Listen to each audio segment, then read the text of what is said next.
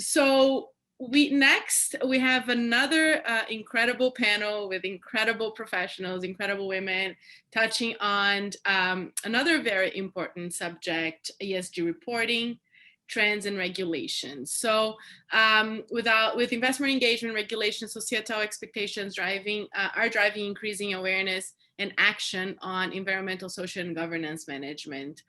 These drivers challenge organizations from C-level to operations on how they perform and enhance its transparency through reporting and disclosure. So without further ado, I'd like to invite our moderator here today, Fernanda Montorfano, partner at Sescom Barrier, as well as our speakers, Luciane Moessa, founder of Sustainable Inclusive Solutions and member of the technical expert group of the Task Force for Nature-Related Financial Disclosures. So Luciana is the only Latin American in the task force right now. We also have here with us Rupa Dave, partner sustainability and impact services at KPMG Canada, speaking directly from Vancouver.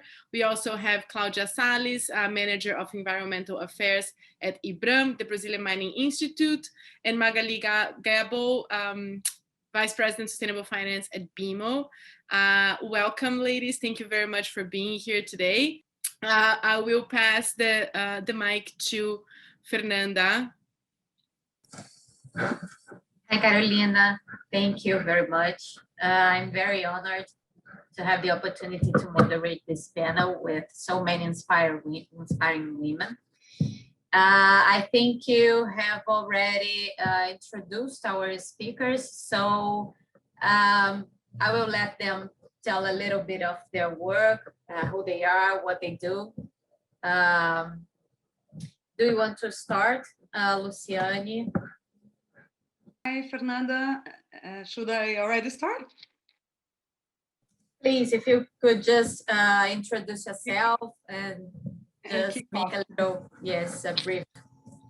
Okay, so first of all, thank you, Carolina, Rafael, thank the Brazilian Canada Chamber of Commerce and Proactiva for inviting us to talk about the Task Force on Nature-Related Financial Disclosures, and this panel really recently initiative in terms of ESG disclosure that is taking place since last year in the financial sector. I prepared a few slides to share with you, so I start to share my screen. Just a moment. So I'm not spending any time introducing myself. I'm rather spend my time introducing the TNFD. I'm a member of the technical expert group of the TNFD. I'm the only Latin American in the technical expert group, but not. There are many Latin American members in the informal working group of TNFD, including from Brazil, and I have engaged with them last year. So that this happened. By the way, Latin America and Africa, I have engaged last year on behalf of TNFD Secretariat, so that we had a more global representation, because the initial stakeholders were basically from Europe, where I'm based now. I'm living in Portugal, but I'm originally from Brazil. So I think this is enough in terms of introducing myself right now. So why a TNFD? Why creating a task force to talk about nature-related disclosures in a moment where the whole world is talking about climate risks right now, especially in the financial sector, but of course business in general, that in which climate risks are material. Why creating, and governments in terms of implementation of the Paris Agreement, their NDCs, why talking about a TNFD? Why talking about biodiversity risks? So in this slide, I bring you just a few key figures based on in recent reports that were launched last year. First of all, ecosystems globally have declined in size and condition about 47% globally compared to estimated baselines. So this is very serious, especially because a lot of business depend of them. And as a consequence, this continuous degradation represents an annual loss of at least 479 billion per year. So basically 44 trillion of economic value generation, what means almost half of the world's GDP, is moderately or highly dependent on nature and its services. So we are talking about nature, but we are also talking about business, of course. And a final reason that I think it's really worth mentioning is that better sustainability practices from companies generate higher financial results, higher financial returns. There's an increasing number of studies demonstrating that, and the financial sector is more and more aware about that. So who is involved in this initiative? I believe you must be asking yourself, who haven't heard about TNFD. Different from TCFD, who was commissioned by G20 to the Financial Stability Board. Here we had a more horizontal process led by two civil society organizations and two big international organizations, the UNDP, the finance initiative of the UNEP, are the international organizations, and WWF and Global Canopy, a UK-based NGO, were the leaders of this initiative.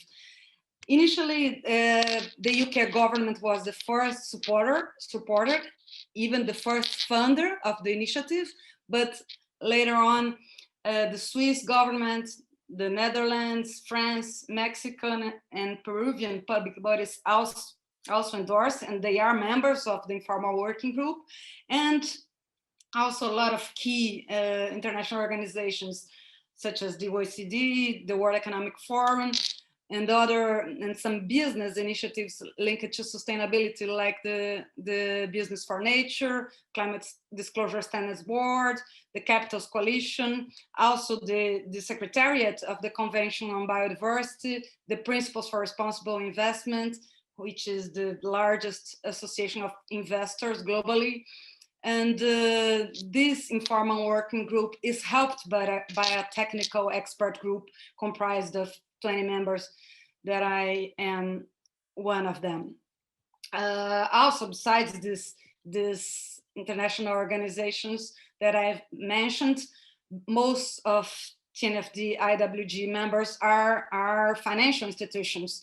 So we have some very relevant development banks, World Bank and IFC, just to start, the European Bank on Reconstruction and Development, the largest development bank of France, the Corporación Andina de Fomento, based in Lima, our BNDES since December, not from the beginning, but since December, and lots of large commercial banks such as Rabobank, Credit Suisse, 3 different UK banks, Natixis from France, Citibank from the US, First Rand from South Africa, BNP Paribas, France, Banorte from Mexico, and so on.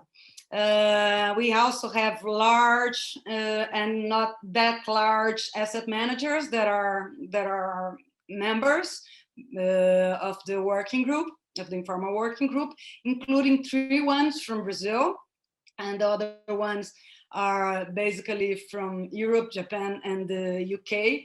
We have one of the largest insurers of the world, AXA, French one, and it's important to notice that we have a business organization from Brazil. It's the only country that has a business organization as a member in a national business organization.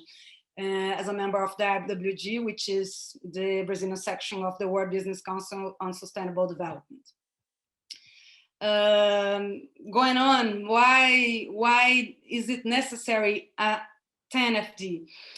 We are lagging behind climate risks in terms of biodiversity. As you know, we don't even have agreed measures on biodiversity loss yet different from climate. We don't have a universal metric, and we have, in this case, multiple dimensions. So we won't have only one metric. We probably have 6 different ones.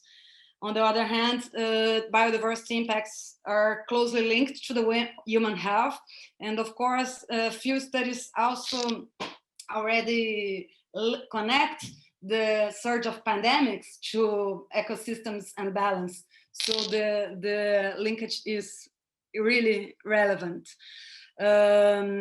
Second specificity of biodiversity loss is that it's very, very closely linked to location, different from climate risks, because biomes have difference.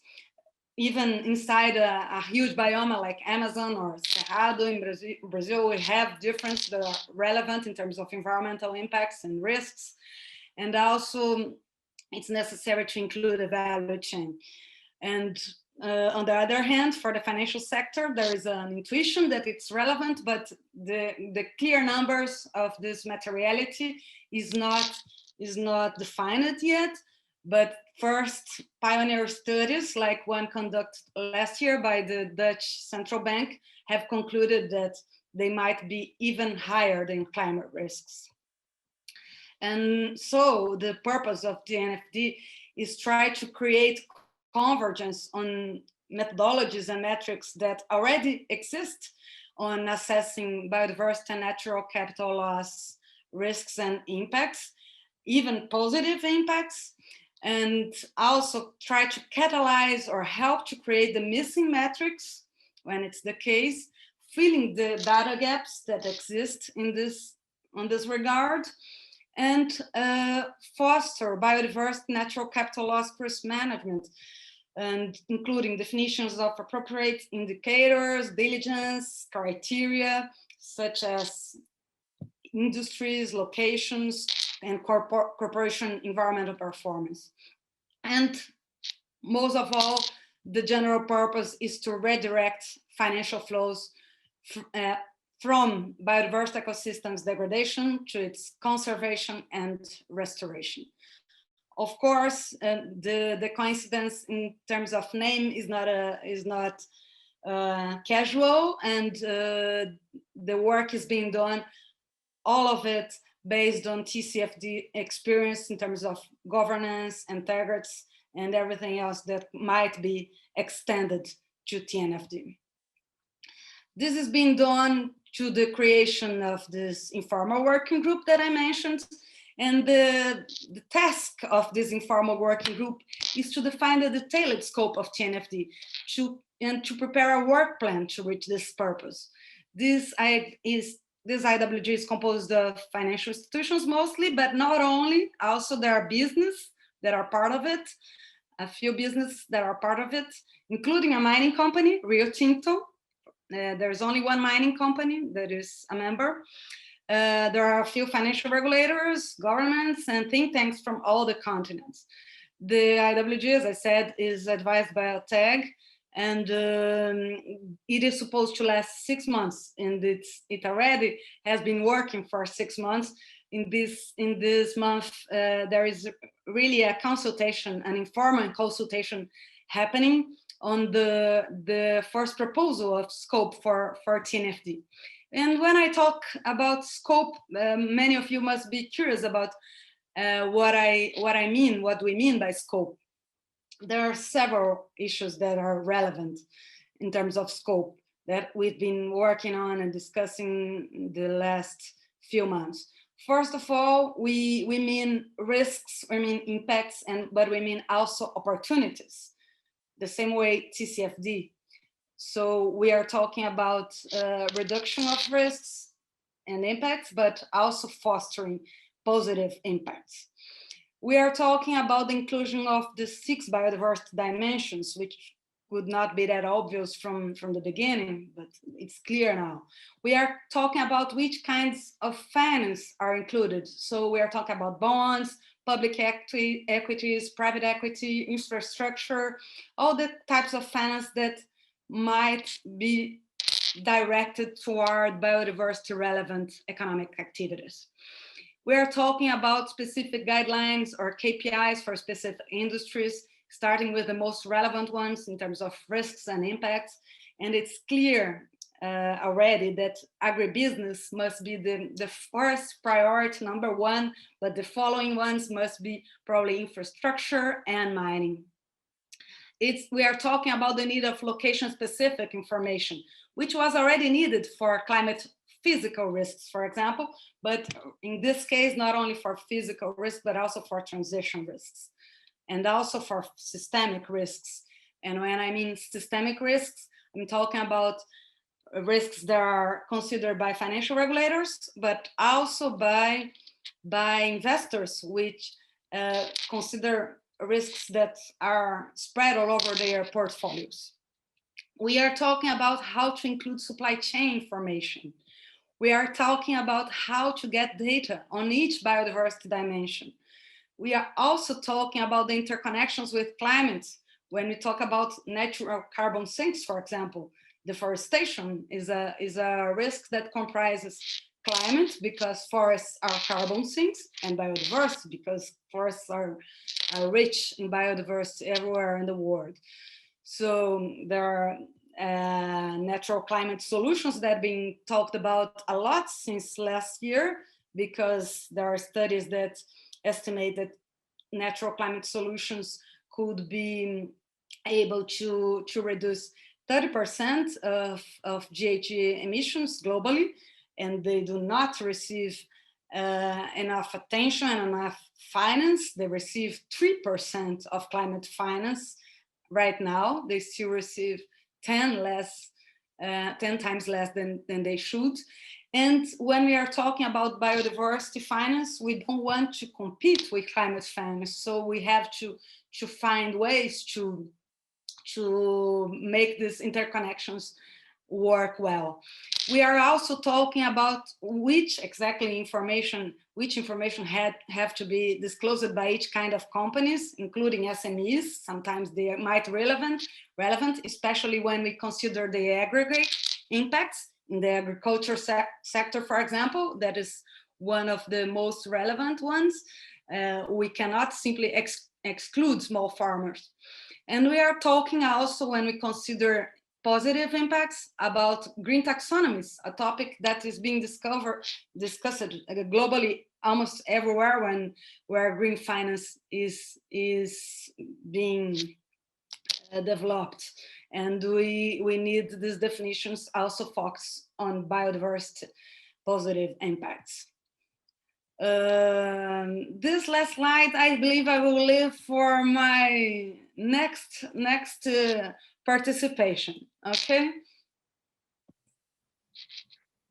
Thank you very much, Luciane. Yeah, I think that the further question is a good question for all the speakers here, and everybody will have the chance to contribute a little bit with their specific views and the industry it represents. It was, we had lots of information. Thank you very much. I'd like to ask Cláudia Salles, Manager of Environmental Affairs at IBRAM, the Brazilian Mining Institute now. What do you think that ESG mean for the mining industry? Could you explain a little bit? Okay. Thanks for the invitation. Thanks, Fernanda. Thanks, BCCC, for the invitation. Good afternoon to all my colleagues in this panel, and good afternoon to the audience. It's an honor to be here sharing ideas and knowledge and learning a lot of information as well. Thanks, Luciana. And I want to also thanks especially on this International Women's Day, a day of celebration and reaffirmation of our women's power. So we are very here represented. Well, my name is Cláudia Salles, and I'm IBRAM since the past decade. And I'm involved in the ESG strategy before these words showed up, and in a sectoral perspective. And this strategy on the brand is related to compose a sectorial platform based on mining performance data towards to SDG. So I think it's very convergent to what the Luciana had said. And just to contextualize, I think it's interesting to say what is IBRAM. IBRAM, the Brazilian Mine Association, is a national private non-profit organization that represents the companies and institutions that operate in the mine sector. Nowadays, we congregate around more than 130 associates, and we have like the competence of organized debates, events, studies, research and statistics related to mining industry in order to foster innovation in the sector, as well to disseminate the best practices in ESG and technologies available in the market. About your question, Fernanda, I think ESG means to the mining a comprehensive framework that can help a mining company navigate and balance the benefit to the planet, the people, and the profit in a successful way. I think ESG has formally established itself in the lexicon to describe the performance of investments portfolio against environment, social, and governance criteria, and importantly, the quality of this performance against measures that will be reported to the shareholders. When I talk about this, makes me think that ESGs can be understood as a tool, as a way in which companies are being required to move beyond compliance and to really demonstrate to investors and society that they are adopting the good practice and they are extending their actions far beyond the box ticking. And just to focus, I think that is what I want to talk more about in my next participation, that I think the ESG is much related to transparency and reliable information. And just to add, before I forget, we are conducting a study about transparency that I want to say, a reputation study at BRAM. We are doing and performing this study since some years. And this study is about to be launched, but brings a very interesting information about the thing that I say related to transparency, because we, in the perception of the society, we have like a strong perception, but the transparency and the relationship with communities, our perception is still weak. Okay. Yeah, that's exactly what I would ask you now. If you understand that today, currently, the shareholders and investors can acknowledge and compare ESG practices among the companies. So you think it's still weak? Is there a basis for comparison?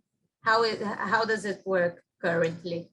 Mm-hmm. Well, sure. I think the growth of interest of the ESGs for investors reflect the growth pressure for like in the previous ESG panel was saying that this reflects the growing pressure from the shareholders, from the consumer, from the clients, from the employers, and the wider society to show that they are investing on solutions, not in problems. So I think, yes, this is the scenario. So, but currently, I think we having n numbers of codes and standards for reporting ESG. I think we are in the moment of developing this big database that I think the TNFD is one of them to fill up and this lack of knowledge, this lack of information. But we have several ones very interesting, of course. For example, the global tailings standard that was made by the Principles Responsible Initiative, ICMM and UNDP.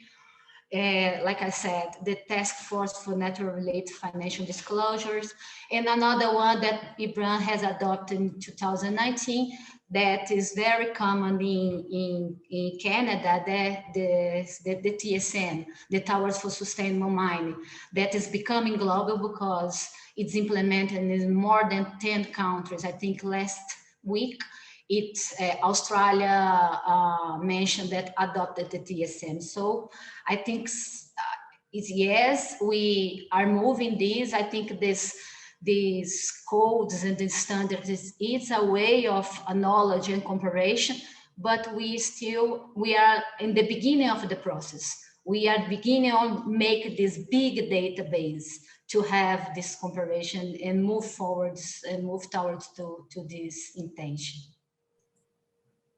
Thank you.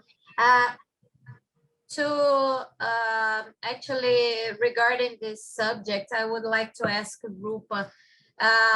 Rupa, in 2015, Task Force on Climate-Related Financial Disclosure, the TCFD, was created to prepare the recommendations regarding the disclosure of financial information regarding climate. Can you tell us about the work of TCFD and its purpose, and how do you see it as a precursor of the TNFD, the main differences between the two projects? Yeah, thank you, Fernanda, and thanks to Carolina and my fellow panelists. Very happy to be here, and happy International Women's Day to all. So great question, and I think it follows on really well on what everyone's been speaking about. You know, there's all these different standards. There are topic-specific standards. There are broader ESG standards.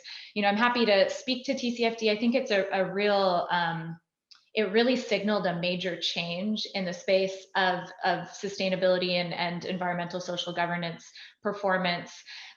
You know, by a little bit of background, you know, I'm a partner at KPMG. I am an accountant by training, but I like to say I saw the light and moved into the sustainability field about a decade ago. And so really have been able to you know, watch this change. And so the TCFD, to put it in the context, established back in 2015, took about 18 months to put forward a set of recommendations. And now fast forward, we're in 2021, and you know, by no means have companies fully implemented those recommendations. So it is a slow and complex process. You know, the TCFD was, you know, Luciana already mentioned, you know, G20 that put them together, very investor focused. Really, the intention was to say, you know, we don't have enough information to understand the risk of climate to the financial system. We need more and better information. So I think the most important thing that I think really became very clear when the TCFD recommendations came out was that for those of us who've been in the field of sustainability for quite some time, it's really a shift in lens. Traditional sustainability approaches and reporting and transparency have been very much focused on the impact of a business on society or a societal issue like climate. And the TCFD really flipped that conversation quite a bit to say, okay, guess what? What is the actual risk of climate to business? And so it really flipped the lens, not to say that the other piece isn't important, but it provided a set of vocabulary for business to really start to assess those risks. And so, you know, what we've seen is kind of that the adoption of language like transition risks, physical risks, you know, things that the TNFD can also use and other standards or topics can very much use. It provides sort of a framework of these 4 pillars that, from my perspective, are really applicable to thinking about ESG broad. You know, what is your governance structure around managing these topics? What's your strategy around it? How do you incorporate it into risk management? So there's some really like broad, valuable aspects to the TCFD. I think what's also interesting is just to think of it as kind of that precursor to biodiversity loss or the importance and the critical business issue that nature or biodiversity will become ideally in the near future for business to really recognize this. And I'll do a quick plug before I pass it on. KPMG puts out a report on sustainability, a survey on sustainability reporting globally, and we actually survey the public disclosures of companies from across 51 countries, the top 100 companies in every single one of those countries. So 5,000 plus companies that we're looking at, and we are one of the most interesting things that came out of it this year was the acknowledgement of the risk of biodiversity loss in reporting. So again, this is disclosure related to companies. So globally, only 23% of companies in what we call at-risk sectors, so mining and metals, oil and gas, infrastructure, others very much at risk to biodiversity loss. Only 23% of them actually acknowledge that as a business risk, versus 40% that acknowledge climate. So it is, in terms of sophistication and acknowledgement from a business perspective, not quite there. I'm smiling because in Canada, it's even more stark, the difference. So in Canada, only 14% of at-risk businesses actually acknowledge biodiversity loss as a risk to business, versus 62% that acknowledge climate. So, just to give some context around, where the TCFD is in terms of maturity at this point versus dealing with some of the more complex topics like biodiversity loss.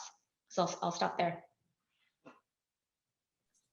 Thank you, Rupa. Just going from here, I'd like to hear Magali Gable, the Vice President of Sustainable Finance at the BMO Financial Group. Securities, trading with securities depend on the accurate information of price and the accurate information, and full and fair disclosure. That's exactly the subject of our meeting here. How do you think that ESG reporting can affect the metals and mining companies to access capital? Yeah, so thank you, Fernanda, and the Brazil Chamber of Commerce for inviting me. So as Rupa was saying, the basic premise was that capital providers need to understand the risk and the opportunities and the positive impact as well related to the capital that they provide. So whether it's bank, whether it's bond, whether it's equity. So if we focus on TCFD, for example, the market needs to know how climate change is going to impact the business of the company they're invested in. So, and the dimension of climate change is diverse. It's physical, like whether the mine sites would be flooded. It's transition risk, whether you'll need to invest in new haulage truck fleets and how that's going to impact your cost profile. But also, there's a huge opportunity for miners related to electrification of the industry, and at scale, building up the necessary infrastructure for the transition. So how does that factor into capital? Well, you think about banks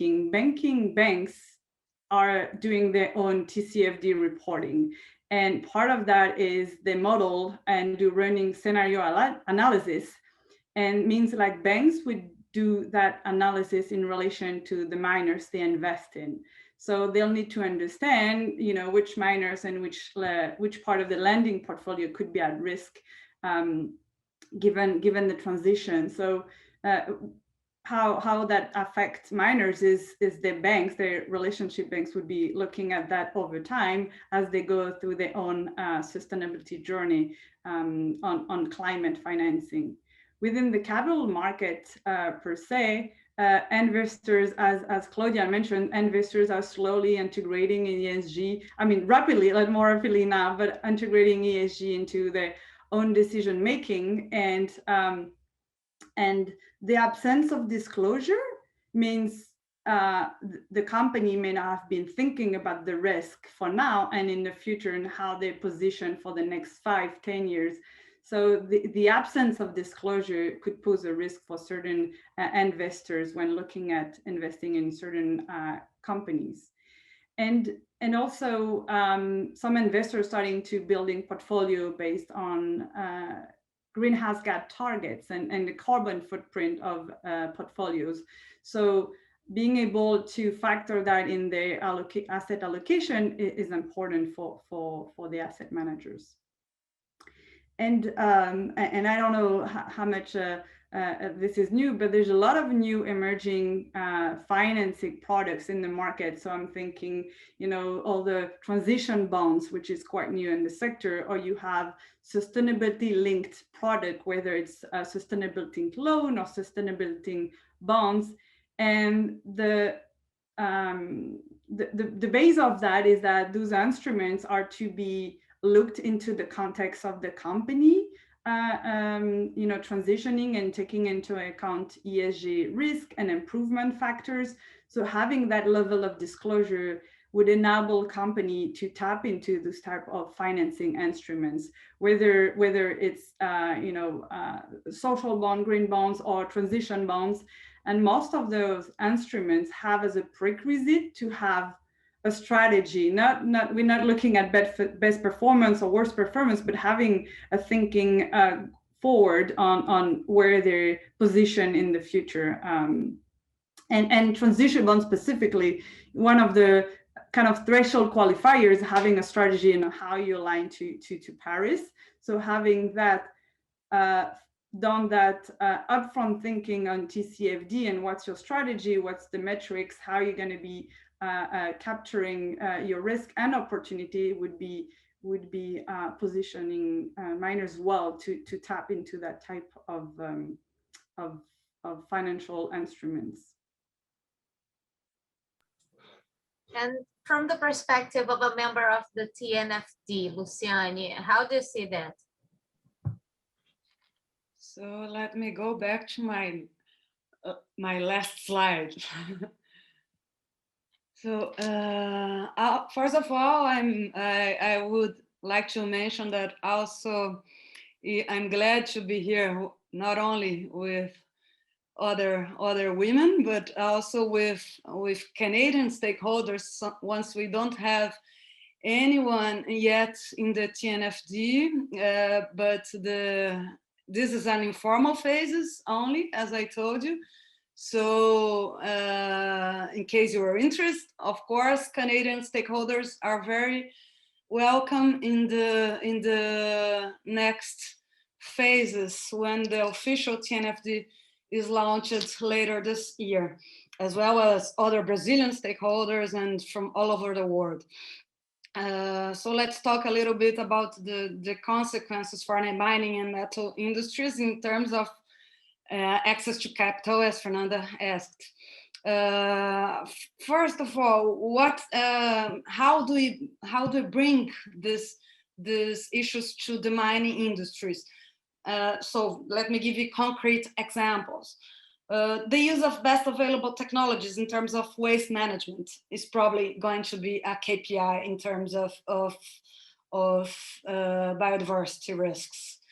The use of water as a resource, a natural resource that is going to be increasingly scarce due to climate reasons and due to pollution, environmental degradation that we are facing in terms of freshwater globally. Also because of the risks that dams safety bring to biodiversity. So when the tragedy of Mariana happened 5 years ago in Brazil, I started to study a little bit more about waste management in the mining industry. I'm a lawyer by background, so I didn't know much about that before. And then I realized, based in Canadian mining companies' experience, that we have dry disposal technology in terms of waste management available from many years now. Of course, it depends on the metal, on the area, and so on, but we have other technologies. So we can't think that when we talk about waste management in the mining industry, tailings management, we are necessarily talking about dams. Location information is essential in terms of biodiversity, as I said, and mining industries usually have lots of different operations because they go wherever minerals are, of course, and this is going to be very relevant in terms of disclosure. why is this relevant? Because the proximity of this unit is from environmentally protected areas, from key biodiverse areas, even if these areas are not legally protected yet, or areas with species that are threatened of extinction, considering the IUCN Red List. And all this information, they are already available in some databases like IBET, for example, a tool that was developed by the World Conservation Monitoring Center based in the University of Cambridge, and that has a partnership with the UNEP. Also, the proximity to areas where tribal people live. This is also a key indicator of risks for sure. And also, wherever these tribal people live, as we know, not only in Brazil, but everywhere in the world, we have more biodiversity, because their way of life is very linked to nature, and so they provide environmental services that are in fact relevant for all of us as a mankind. Also, this means in terms of a metals industry that supply chain always will need to be included in this disclosure.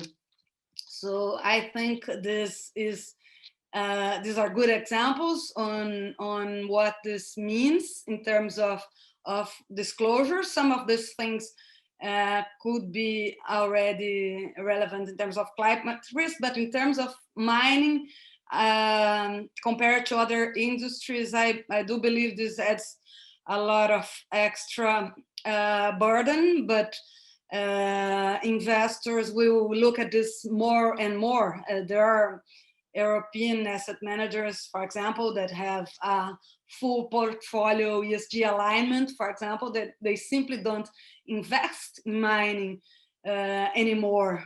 So if the mining industry wants to be an industry to be considered by any relevant institutional investors, it has really to improve its sustainability standards. And when I say improve, it means really talking about much beyond compliance, best available technologies, for example. After Brumadinho, there was a whole revision of the ICMM standards on dam safety. We should talk about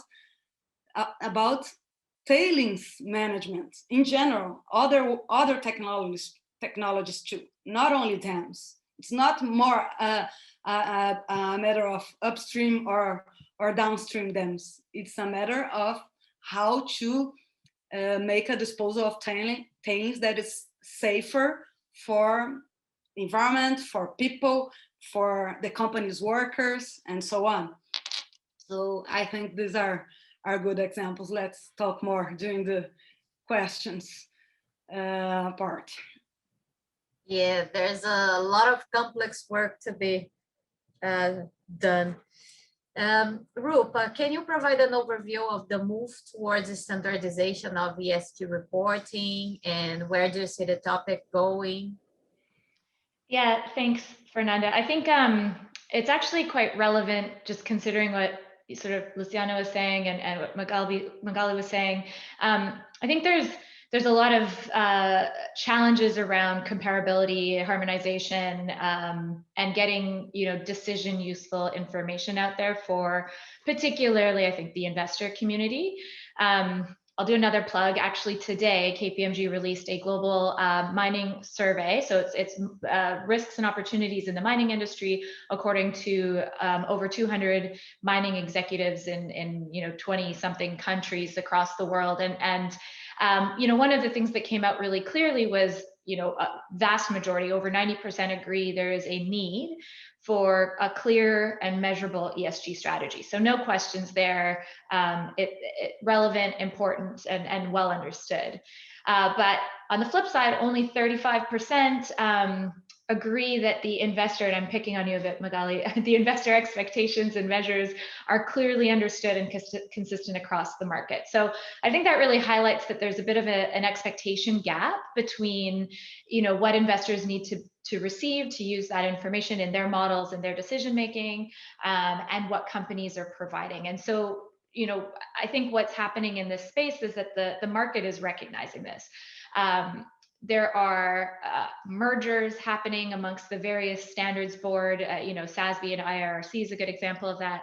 There are new standards being released every day. And so I think we talked about some of the management standards, but there's also new reporting standards being released. And I think a really interesting one is the IFRS, International Financial Reporting Standard Foundation, that's exploring the creation of a sustainability standards board alongside the International Accounting Standards Board. And so they're in the middle of a consultation process. And there's a general commitment for all of these broad different sustainability standards to start to work together and create a less fragmented space, hopefully in the intention to address the challenges of that expectation gap I raised. I think the most important thing I think is really key to keep in mind when thinking about harmonization of sustainability reporting. And it touches a little bit on what I was saying on the TCFD, on that inside out, outside in perspective. Whatever we do from a harmonization perspective for sustainability reporting has to address kind of this idea of a double materiality. So there is financial materiality, which is the impact of a topic on a company, and it's really what investors need. So financial materiality, which is better understood, although still complex, don't get me wrong. And then there's more of the environmental social materiality, which is really around the topic impact on society or on that topic, and it's got a broader stakeholder audience or lens. And that latter form of materiality is a lot harder to standardize. And so while we do have this need for standardization and harmonization, I don't think it's going to be something that's solved in 6 months, but it's very much a watch this space, and companies can start getting engaged in this to understand what will work well for them as well. And how do you think that the learnings from TCFD may translate to TNFD and other sustainability challenges for the business? Thanks, Fernanda. I think I sort of touched on that a little bit earlier. I think it provides a broad framework and a set of vocabulary that now puts companies, investor community, insurers, regulators all sitting on using the same terminologies and gives them sort of this framework that can be used for broader sustainability topics. And so there's a lot of value in diving deep into that set of recommendations and recognizing that really particularly incorporation in your broader risk management processes and governance, the two sort of easiest aspects of the TCFD, are things that you can implement across the board. I think the only other thing I would mention, and it's part of the point of this panel, is that of the regulatory environment. I think another really important aspect of TCFD is that we're starting to see it legislated. So the UK has legislated TCFD disclosures across its economy by 2025. New Zealand is another one amongst their financial services. So if I'm a company and I'm looking at what's coming down the pipeline and how it might impact me, that movement towards legislation of climate disclosures may also be something that I may want to be thinking about if you go through the process to identify that biodiversity risk is also a major risk to your business, and just think about how that may end up being top of mind for regulators and investors as they move beyond climate as being the only topic of importance. Yes, this is another question I would like to propose to all the participants here. What do you think? Well, the increasing concern with ESG and purpose-driven investments is always directed to the investors. And what do you think that is the role of the regulator? Should it be regulated or only by means of disclosure? How do you see the role of the regulation in this aspect? Maybe Magali could give her opinion, and then I'll let the other speakers complement. Sure.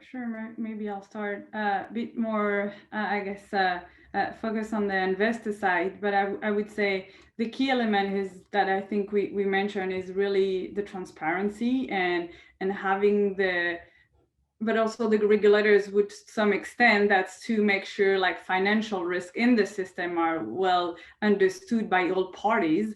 And so obviously it's been a push by investors as they're trying to understand, the dual topic, what are the risks, but what are the positive impact of my investment now and over time. So now a lot of focus has been on climate, but water, biodiversity being the next frontier in the probably in the near future, like we'll have some threshold and some expectation on biodiversity and related to miners. I think given their industry and given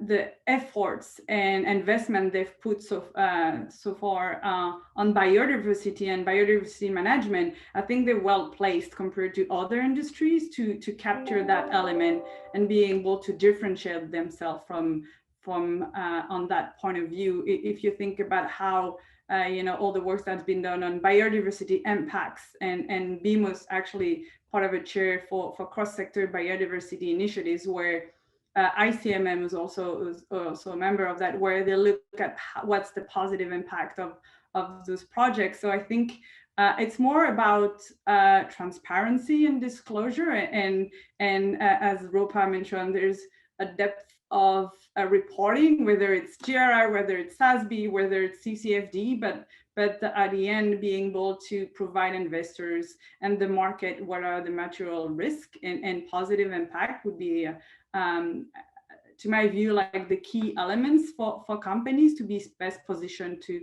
optimize their access to capital, whether on the capital markets, whether with banks, and in general with the narrative with the communities and locals as well, to be able to exemplify what they're doing and what's the impact of their actions. Claudia, do you agree with that? Yes, I agree. I think the regulators have an important role on this agenda, and they are already moving on this sense.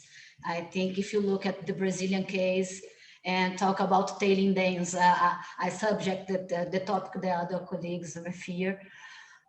These last 2 past years, we could watch and also participate on the strong movement from the public sector and the regulators towards the disclosure of the management systems and the quantity and the quality of the disposal of the tailings, the criteria of risks and damage, and also the decommissioning.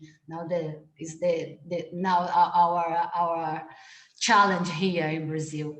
I think if you consider also the National Mining Agency, the INM, these agencies is also going on this direction. They have quite amount of information. They are reported annually by the companies. And I think it's just a matter of organization and again, transparency. And I just want to add for Luciana that make the provocation of the mining sector that yes, we are moving towards the disclosure and transparency, Luciana. We here at IBRAM, I think just to mention that 4 initiatives that we are committed, that we launched in 2019, a letter of commitment. It's a set of 12 commitments related to mining topics. And the idea of this letter of commitment, it's a public declaration to change in the continuous evolution of the mining industry, but it's very focused on the operational system. And we are moving forward to develop the action plans and the goals for a set of 37 actions. Also, like I said, we adopted the TSM. IBRAM has adopted the TSM. IBRAM, its members, has adopted the set of tools established by the Mine Association of Canada. And this tool has total convergence with the ESG, because it's based on performance, accountability, transparency, and credibility. Also, we are incorporate the Agenda 2030 and the SDG and mining. We are developing a project called Projeto Pontes, Bridge Pontes project. And the idea of this project has two deliverables. One deliverable is for the company to map the opportunities and the gaps in relation to SDG and conduct a financial assessment, a ROI, a return of investment of select projects, and also the online guide, a methodological guide that will help the companies, the mining companies, to integrate these SDGs in their corporation. It just, at least, but not less, the project that I'm very fond and honored to be part is the Action Plan of the Advancement of Women in the Brazilian mining industry, a project that is IBRAM has support and is conducted by the Women in Mining Brazil, that will report annually how is the level of maturity of gender inclusion in their corporation.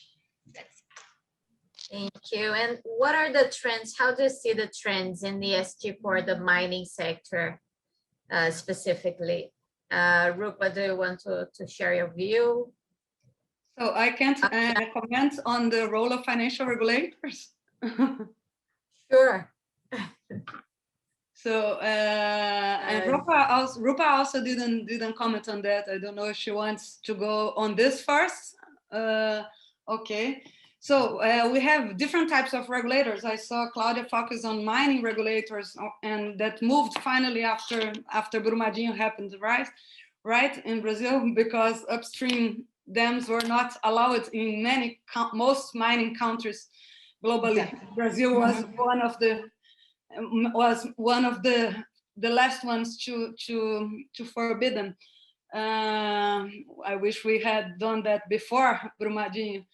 But I will focus on financial regulators, which is my main expertise. I worked for the main financial regulator in Brazil, Central Bank, for several years, and I've been working with capital markets regulations towards sustainability in recent years as well.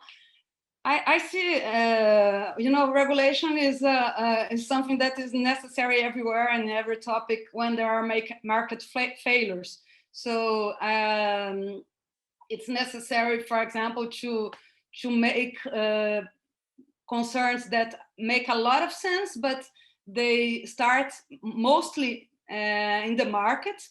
No, because we always have pioneers in the market, but they start as niche, and they need to become mainstream. So it was not regulators that developed dry disposal of tailings. It was the market itself. But only the pioneers adopt the best technologies. To make them adopted in general, we need regulators. For the financial sector is the same. The first movers, they already disclosure on ESG. The first movers, they already make a lot of questions on their invested companies and companies to which they make lending operations on ESG. But it's always a minority before we have regulations on this regard. So this is the first purpose of regulations in every field, not only financial regulation and not only talking about sustainability.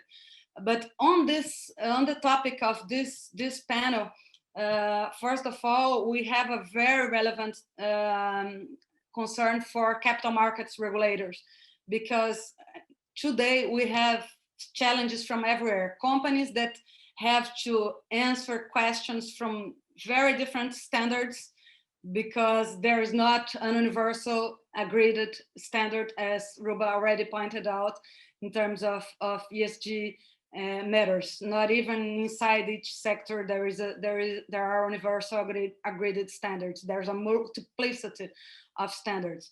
From an investor's perspective or bank's perspective, you can't compare different companies from the same industry, because each one reports adopting a different standard. So you can't really compare how are they performing in terms of sustainability standards before we have a standardized model. So the IFRS is an initiative that is trying to work towards this harmonization, as Ruba mentioned. And we have the IOSCO network on sustainable finance that maybe will also provide some recommendations, relevant recommendations for capital markets regulators globally on this regard.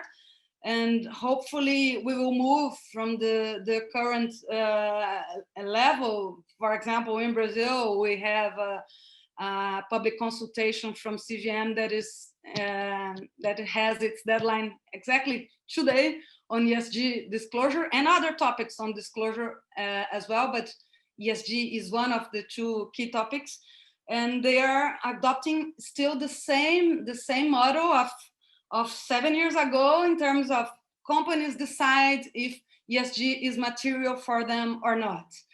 With this model, we have less than a half companies of Brazilian listed companies reporting on ESG. And it's not because they are not operating in environmentally sensitive sectors. There are many companies operating in environmental sensitive sectors that they are not reporting on ESG at all. We are in a previous moment. It's not only which standard they use, they are not reporting on sustainability. So of course they face the risk of losing access to investments, but of course also Brazilian investors, they have limited choices if they don't want to invest abroad, right? Only 310 listed companies in terms of public equities. So we need to move on. That's why we need regulators to do their work. Market leaders, market pioneers, they are doing their work, but we need regulators to step up as well. That's it. Should I jump in? Yeah, okay. Well, I don't actually, I think everyone answered the regulator comment really well, so not much to add there. So Fernanda, should I jump to the mining trends? Sure. Sure. Okay. So I think I think one of the ones that we've touched on really lightly, and I think is very important to the mining industry, and recognizing not all mining companies this is completely relevant for, but the topic of circularity, and particularly the opportunity around decarbonization and the natural resources that are incredibly essential to really, like the energy storage technologies and other technologies required for the transition, is one of those topics that I think is again in its infancy in terms of understanding the criticality of that business issue and how it needs to be managed. So while on one side it's very much an opportunity, there's also of course risks associated with this, and some of the sort of, I think the challenges that we're starting to see is that this will likely become a politicized issue in a lot of ways. So companies are going to be dealing with particular complex situations in managing supply chains. And so, the aspect of circularity and, keeping those really essential minerals and metals in a circular supply chain could help manage a lot of those risks. But of course, there's many steps involved with that to create that closed loop supply chain, as well as the technologies that allow you to access those minerals or metals and supplies. So there's a lot, I think, to unpack in there, but that is sort of one of the main ESG trends that I don't think we've really dove into that I think is important to put on the table. Anyone wants to complement or share its view? I just want to add that I want to make the marketing and strongly recommend that the companies follow the standard conducted by the representative institutions like the one that we are doing here at BRAM, because I think this makes easier the harmonization of the information and guarantee the liability about these reports.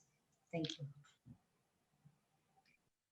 From my side, Fernanda, I just want to share some last slides addressing people to further reference. We don't have time for more today, but I hope people are curious about TNFD and further steps.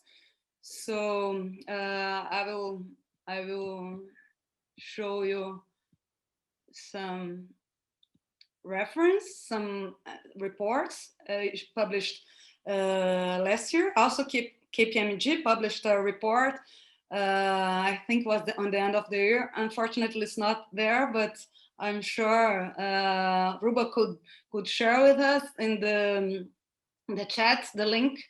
And also the website of TNFD, of course. TNFD also has a page on LinkedIn from last week. And this is the website of my small Brazilian company that works with sustainable finance and consensus building, training, research, consulting, and so on. That's it. And maybe I'll give my closing remark as well. I'll agree on Rupa that there's other ESG trends. I think now the big focus for everyone, miners and everyone else, is climate change. So everyone's really focused on greenhouse gas, but the next frontier and an opportunity for miners to differentiate themselves would be circularity and water use. The blue bonds are taking up, so water use and anything on the positive that they do with communities would be one key elements for them to be able to tell their own story. Well, I think we have to end right now. Claudia, Rupa, do you want to say anything before we end our conversation? I want to thank you very much. I learned very much today. And I'd like to say to Carolina, do you want to end and to call the next meeting? How do you want to go from here? Thank you, Fernanda, for moderating the panel. Thank you, Luciane. Thank you, Magali, Rupa, Claudia, for being here today. I also learned a lot from you guys. The statistics, Rupa, are very impressive in terms of climate biodiversity. And this is really interesting to understand how the gap, like really between perception. So it's really, really interesting. Thank you so much for being here today.